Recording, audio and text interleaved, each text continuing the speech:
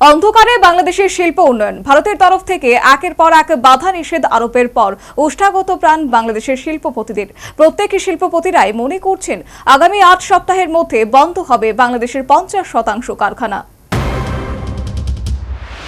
দিন যতই যাচ্ছে ততই যেন অন্ধকার গ্রাস করছে পদ্মাপাড়ের দেশকে।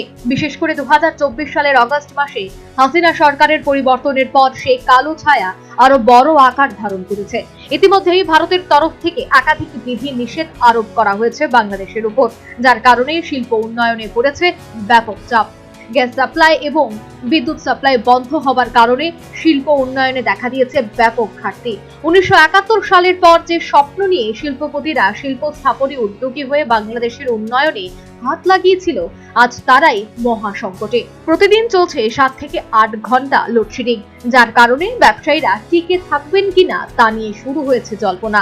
রবিবার ঢাকার গুলশান ক্লাবে সাংবাদিক বৈঠক করে বাংলাদেশের টেক্সটাইল মিলস অ্যাসোসিয়েশনের সহ সভাপতি সালেউথ জামান বলেন, আগামী ৮ সপ্তাহের মধ্যে বন্ধ হবে বাংলাদেশের প্রায় ৫০০% কারখানা। এদিকে সরকার বলছে ৭ তারিখের মধ্যেই সমস্ত শ্রমিকদের বেতন দিতে হবে, না হলে বড় পদক্ষেপ নেবে তারা। অন্যদিকে প্রতিদিন ৭ থেকে ৮ ঘন্টা বিদ্যুৎ না থাকলেও বিল দিতে হচ্ছে প্রায় ১০ কোটি টাকা। এর ফলে অনেকটাই চাপ তৈরি হচ্ছে শিল্পপতিদের মধ্যে। একদিকে বিদ্যুৎ সাপ্লাই এবং অন্যদিকে গ্যাস সাপ্লাই, তার উপর সরকারের বড় চাপ, যার কারণে বাংলাদেশের ব্যবসায়ীরা আগামী ভবিষ্যৎকে টিকিয়ে রাখতে পারবেন কিনা তা নিয়ে শুরু হয়েছে বড় প্রশ্ন। তবে এক অংশের শুভবুদ্ধি সম্পন্ন মানুষের অভিমত, হাসিনা সরকারের প্রত্যাবর্তন হলেই সমস্ত সমস্যা দূর হবে বাংলাদেশের। Bureau report, news vanguard.